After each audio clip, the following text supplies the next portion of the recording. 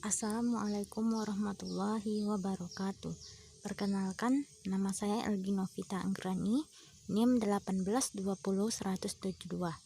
Di sini saya akan mempresentasikan proposal yang berjudul Keefektifan Media Video terhadap Minat dan Hasil Belajar IPA kelas 5 SD Negeri 02 Koto Selapan Mudia, Kecamatan Ranah Pesisir, Kabupaten Pesisir Selatan, sebagai tugas mata kuliah seminar KSD-an. Bab 1, pendahuluan. A. Latar belakang masalah. Saat ini, masalah yang dihadapi dunia pendidikan adalah rendahnya kualitas pendidikan, baik dilihat dari proses pendidikan yang sedang berjalan maupun produk hasil pendidikan itu sendiri. Oleh karena itu, guru dituntut untuk mengikuti perkembangan teknologi informasi dan komunikasi, khususnya pada pembelajaran IPA, karena pada dasarnya setiap guru memiliki potensi kecakapan dalam hal penggunaan komputer dan internet dalam pemanfaatan dalam pembelajaran. B. Rumusan masalah. Berdasarkan latar belakang tersebut, maka rumusan masalahnya adalah: pertama, apakah terdapat perbedaan antara minat belajar siswa kelas 5 pada pembelajaran IPA yang menggunakan media video dengan pembelajaran IPA yang menggunakan media konvensional? Kedua, apakah terdapat perbedaan antara hasil belajar siswa kelas 5 pada pembelajaran IPA yang menggunakan media video dengan pembelajaran IPA yang menggunakan media konvensional? Ketiga, apakah penerapan media video efektif terhadap minat belajar siswa kelas 5 SD? Keempat, apakah penerapan media video efektif terhadap hasil belajar siswa kelas 5 SD? C. Tujuan penelitian. Yang pertama, tujuan umum, yaitu untuk mengetahui keefektifan media video terhadap minat dan hasil belajar IPA kelas 5 SD Negeri 02 Koto Selapan Mudia. 2.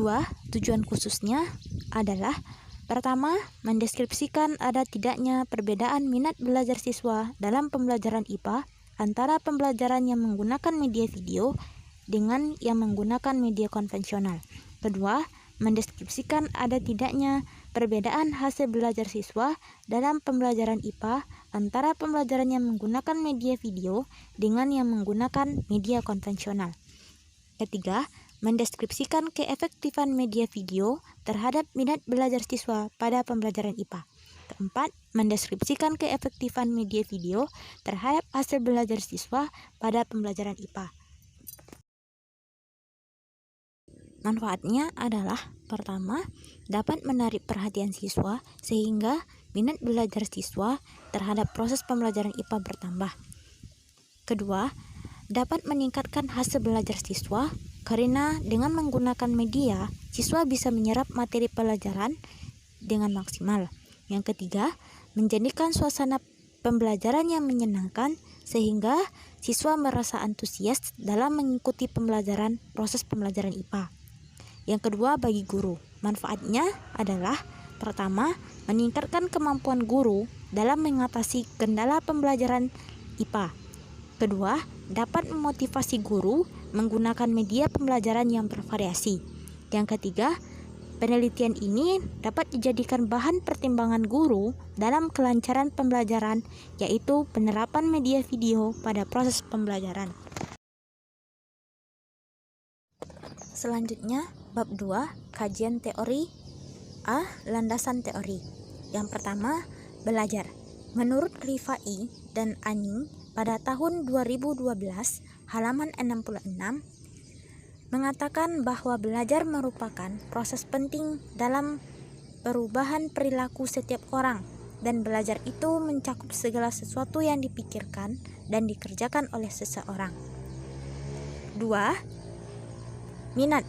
Menurut Sefrina pada tahun 2013, halaman 28, minat adalah ketertarikan akan suatu objek yang berasal dari hati, bukan karena paksaan orang lain.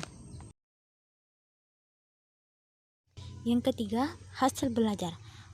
Menurut Nawawi, pada tahun 2013, hasil belajar adalah tingkat keberhasilan siswa dalam mempelajari materi pelajaran di sekolah yang dinyatakan dalam skor yang diperoleh dari hasil tes mengenai sejumlah materi pelajaran tertentu. Keempat, pembelajaran IPA. Menurut Trianto, pada tahun 2014, halaman 141 mengatakan bahwa IPA adalah ilmu yang mempelajari gejala-gejala melalui serangkaian proses yang dikenal dengan proses ilmiah yang dibangun atas dasar sikap ilmiah dan hasilnya terwujud sebagai produk ilmiah yang tersusun atas 3 komponen terpenting berupa konsep, prinsip, dan teori yang berlaku secara universal. Kelima, media pembelajaran. Menurut Rifai dan Ani, pada tahun 2012, halaman 161, media pembelajaran adalah alat atau wahana yang digunakan pendidik dalam proses pembelajaran untuk membantu menyampaikan pesan pembelajaran. B. Kerangka berpikir.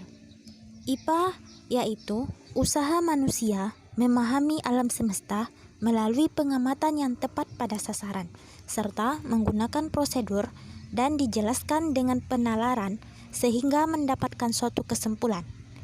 Pelajaran IPA di SD tidak dapat terpisahkan oleh media pembelajaran karena banyak materi pembelajaran IPA yang sulit dijelaskan dengan buku saja. Penggunaan media dalam pembelajaran IPA di SD sangatlah bermanfaat karena media memiliki fungsi-fungsi tertentu dalam proses belajar IPA di SD. Selanjutnya, bab 3, metode penelitian. A. Metode penelitian. Metode penelitian yang digunakan ada eksperimen. Metode penelitian eksperimen dapat diartikan sebagai metode penelitian yang digunakan untuk mencari pengaruh perlakuan tertentu terhadap yang lain. Selanjutnya, B. Teknik pengumpulan data. Yang pertama, observasi. Peneliti melakukan observasi mengenai keadaan awal di kelas 5 SD Negeri 02 Koto Selapan Muda yang meliputi keadaan kelas, sarana belajar siswa, kegiatan pembelajaran IPA di kelas, dan kondisi siswa. Yang kedua, wawancara tak terstruktur. Wawancara ini adalah wawancara yang bebas di mana peneliti tidak menggunakan pedoman wawancara yang telah disusun secara sistematis dan lengkap untuk pengumpulan datanya. Pedoman wawancara yang digunakan hanya berupa garis-garis besar permasalahan yang akan ditanyakan. Ketiga, dokumentasi.